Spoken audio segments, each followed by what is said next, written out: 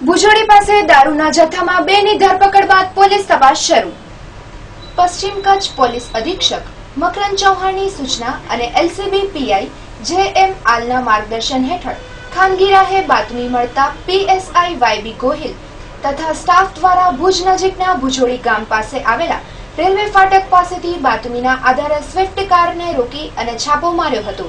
આ દરોડા દરમિયાન ભુજના સહયોગનગરમાં રહેતા પ્રેમ દિલીપસિંહ ભાટી તથા મહાદેવ ગેટ ભુજમાં રહેતા રાજ કમલેશભાઈ જાગરિયાને ઝડપી પડાયા હતા।